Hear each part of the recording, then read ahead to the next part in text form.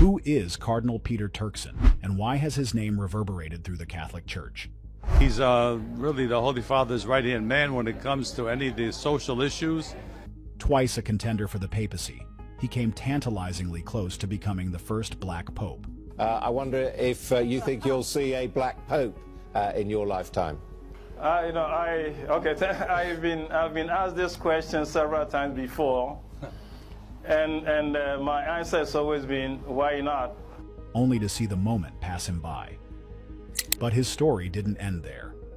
With his bold vision for justice, unwavering faith, and the subtle backing of Pope Francis himself, Turkson's path to the throne of St. Peter may be closer than ever.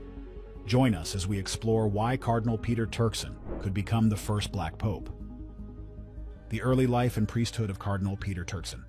Before we even answer why Cardinal Peter Turkson will be the first black pope ever, we have to get acquainted with his life from the very beginning. To truly understand what makes him stand out, you have to delve into the story of his roots, his journey through the priesthood, and the values that shaped him into the remarkable leader he is today. Peter Kwadwo Apia Turkson was born on October 11, 1948 in Wasa-Nsugbe, a modest mining town nestled in the western region of Ghana. Growing up in a household with 9 siblings, Peter's life was anything but privileged. His father, a carpenter, and his mother, a Methodist who sold vegetables in the local market, worked tirelessly to provide for their large family. It's said that young Peter's upbringing was enriched by a diverse spiritual atmosphere, with influences ranging from his Methodist mother to a paternal uncle who was Muslim, and a firm grounding in his father's Catholic faith. From an early age, Peter showed an insatiable curiosity and a natural inclination toward education and spirituality. He began his academic and spiritual journey at St. Teresa's Minor Seminary in Amasano, followed by St. Peter's Regional Seminary in Padu. A young Peter soon realized his calling and made his way to St. Anthony-on-Hudson Seminary in New York, where he pursued his theological studies.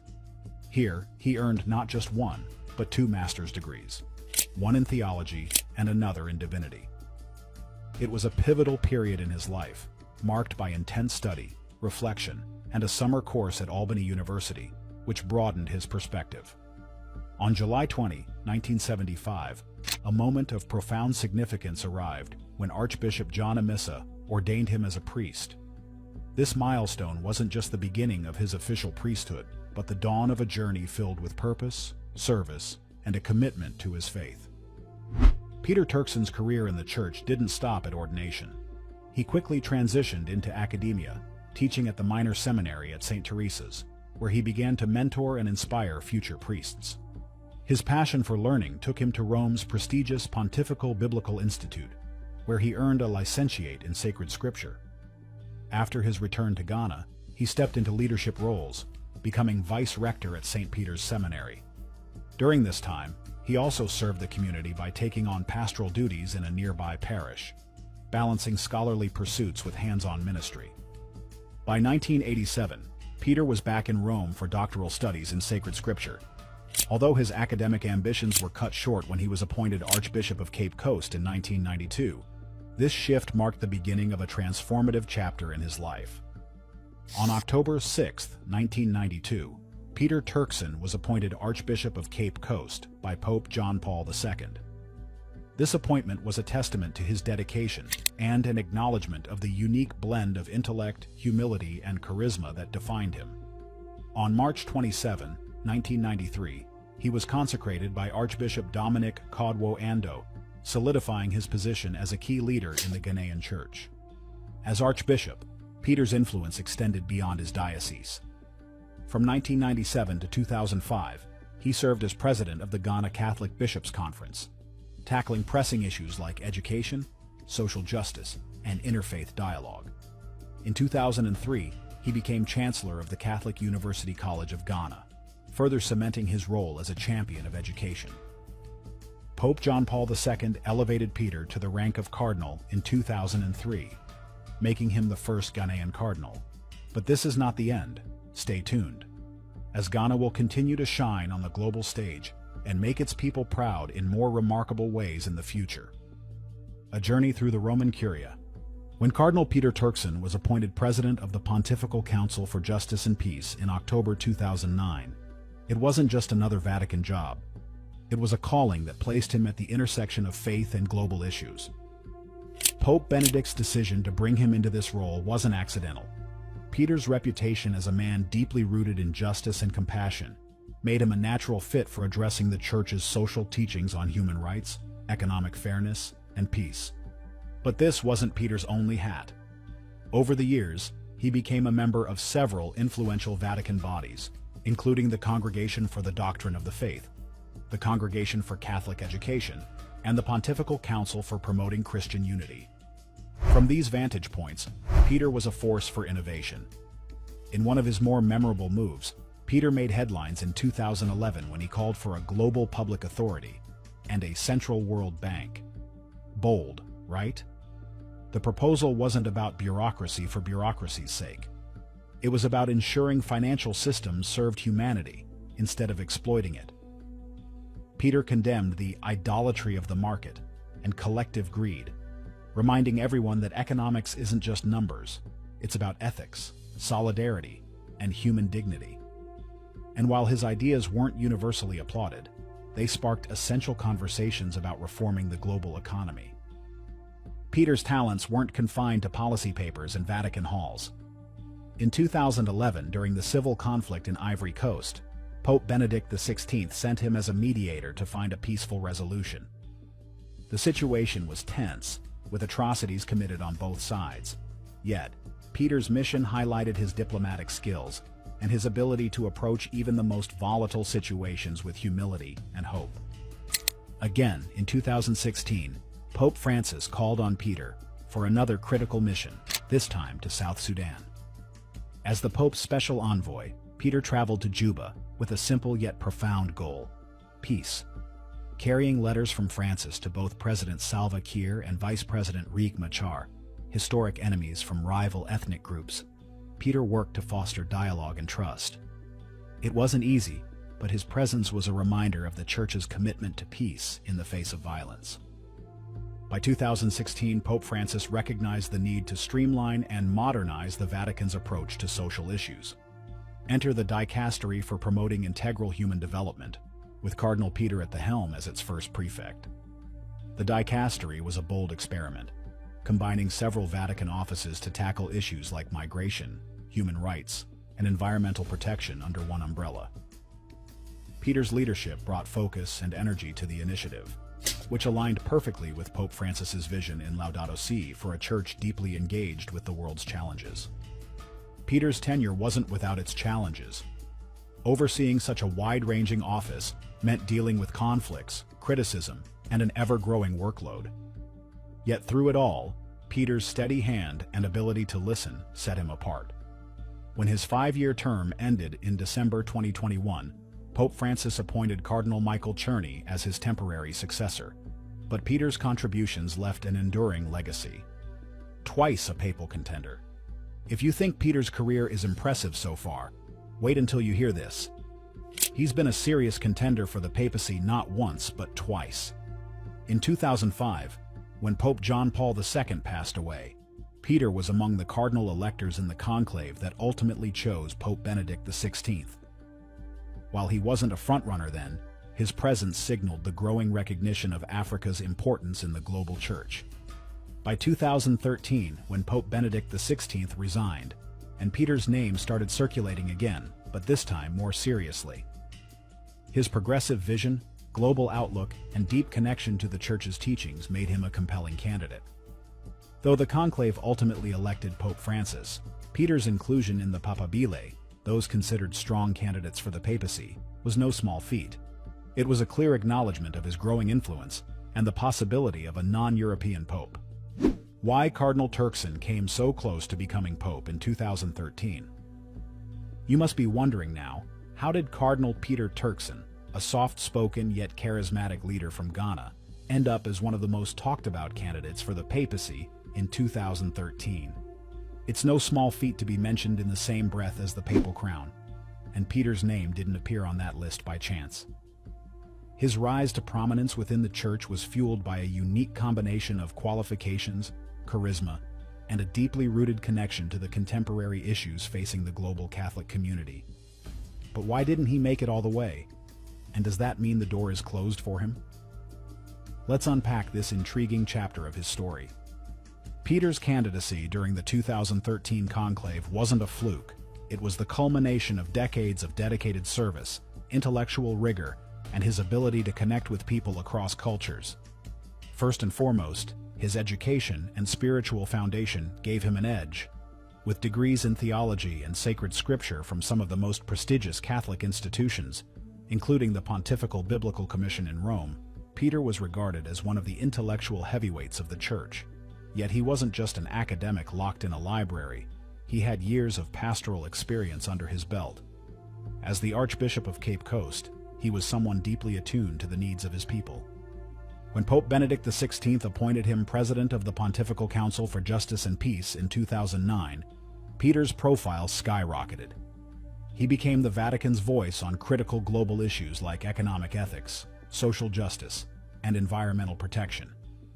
He spoke with authority on subjects many found uncomfortable, like the greed fueling global inequality, or the urgent need for solidarity between rich and poor nations.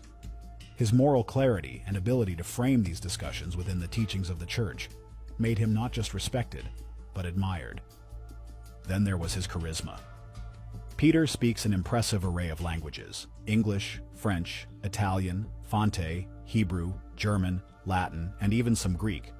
It's no exaggeration to say he could talk to nearly anyone, anywhere, in their own tongue. Combine that with his warm personality and natural ability to command attention, and you had a figure who could inspire hope and bring people together. His African heritage also made him a symbolic figure, representing a continent where Catholicism is thriving and growing faster than anywhere else in the world. But despite all this, Peter wasn't elected pope in 2013. Why not? The answer lies in the complex and often enigmatic dynamics of a papal conclave. For one, the Church at the time was at a crossroads, grappling with scandals and a growing perception of being out of touch with the modern world. Many cardinals felt the need for a transformative figure, someone who could rebuild trust and refocus the Church's priorities. Enter Jorge Mario Bergoglio, later Pope Francis, a humble reformer from Argentina who embodied a return to simplicity and a focus on the marginalized. Bergoglio's Latin American roots also resonated with a global church where Latin America has the largest Catholic population. Peter, though admired, may not have garnered enough support within the College of Cardinals. Papal elections often involve intricate networks of alliances and compromises, and Peter's lack of strong political backing likely worked against him. Additionally, some cardinals might have hesitated to break with tradition by electing the first African pope, despite the Church's growing universality. While many saw Peter's African origins as a strength, others might have viewed it as a bold leap they weren't ready to make yet. So, does this mean Peter's chance to don the white cassock is gone? Not at all. On the contrary, this will give him an advantage for a new opportunity, which we will discuss soon. A new chapter for Cardinal Turkson. Fast forward to 2022, and Cardinal Peter Turkson is once again at the center of Vatican intrigue. Pope Francis made headlines by appointing him as the new Chancellor of the Pontifical Academy of Sciences and the Pontifical Academy of Social Sciences. This wasn't just another routine reshuffling of Vatican responsibilities. It was a move that left many observers speculating. Is Pope Francis subtly endorsing Peter as a future pope? As we already mentioned, Cardinal Turkson, a towering figure in the Catholic Church, has always been admired for his intellect, diplomacy, and unwavering commitment to the Church's mission in a complex world. His new role as Chancellor is no small honor. It places him at the helm of two prestigious institutions that aim to bridge faith and reason, providing the Church with scientific and social insights to navigate the challenges of modernity. But let's rewind a bit. Peter's previous position as prefect of the Dicastery for Promoting Integral Human Development ended in December 2021. His tenure was marked by significant contributions, but also some turbulence, including a Vatican-ordered inspection of the Dicastery. The inspection, led by Cardinal Blas Kupik, prompted personnel changes and eventually Peter's resignation. When he stepped down, the Vatican faced a glaring reality. For the first time since 1977, there were no African leaders among the heads of its dicasteries. The lack of African representation caused ripples. Critics questioned whether this reflected a broader issue of inclusion within the Church's highest echelons. Enter Pope Francis, with his knack for shaking things up. By giving Peter a new and highly visible role, the Pope sent a message. Peter's contributions are far from over. As the new Chancellor of the Pontifical Academy of Sciences and the Pontifical Academy of Social Sciences, Peter now oversees institutions with rich histories. The Pontifical Academy of Sciences dates back to 1603, boasting luminaries like Galileo Galilei among its early members. Meanwhile, the Pontifical Academy of Social Sciences, founded in 1994 by Pope John Paul II, focuses on crucial issues like economics, sociology, law, and political science. Both academies aim to bring cutting-edge knowledge to the Church's mission, and Peter's leadership is expected to inject fresh energy into their work. So why all the buzz about Peter's future? For starters, Pope Francis's decision to elevate him came at a time when the Church was increasingly looking beyond traditional centers of power. Peter's African roots symbolize the growing significance of the Global South, where Catholicism is thriving. Moreover, his ability to engage with both spiritual and practical challenges aligns with the vision of a church that is not only a moral authority but also a force for global change. And then there's Peter's track record. Fluent in 6 languages and familiar with Latin and Greek, he's a true polyglot, capable of navigating the diverse cultures that make up the universal church. His moral authority on issues like social justice, poverty, and environmental stewardship has earned him respect not just within the church, but also on the global stage. These qualities make him a compelling figure, one who seems tailor-made for a role as complex and demanding as the papacy. Some Vatican insiders have speculated that Pope Francis's decision to entrust him with this high-profile role is more than a nod to his past contributions. Could it be a quiet signal of Francis's own preferences for his successor? After all, papal appointments often have a way of shaping the future, whether intentionally or not. Still, the conclave that elects the next pope is a mysterious process, steeped in prayer, discernment, and political dynamics. While Peter has the qualifications, charisma, and global perspective to be a strong candidate, the decision ultimately lies with the College of Cardinals. And as history has shown, the outcome is rarely predictable.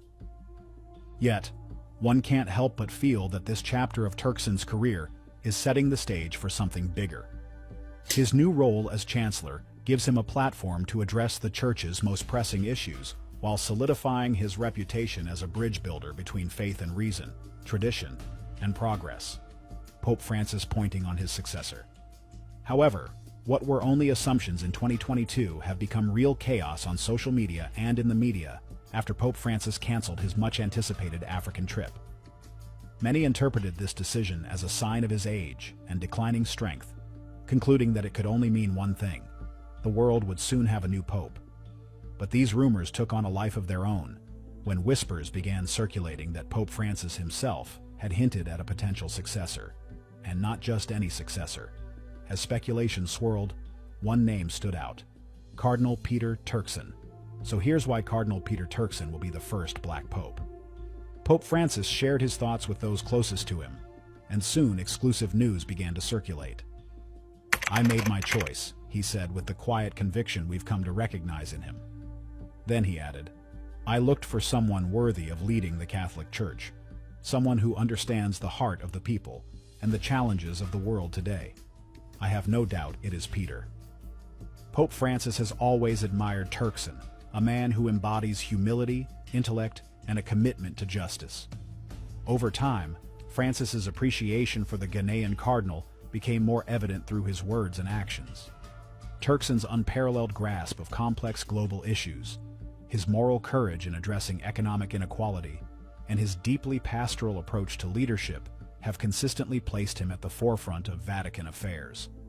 And if betting odds are any indication of the public pulse, Turkson is leading the pack with a 20% probability, far ahead of other notable contenders. But Francis's endorsement goes beyond Turkson's impressive resume. A good pope must understand the weight of the Church, the beauty of its tradition, and the courage needed to embrace its future, Francis said. I shared my secrets with him, not just as a pope, but as a servant of God.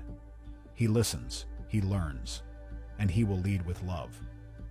Why do you think Cardinal Peter Turkson has become such a prominent candidate for the papacy? What qualities set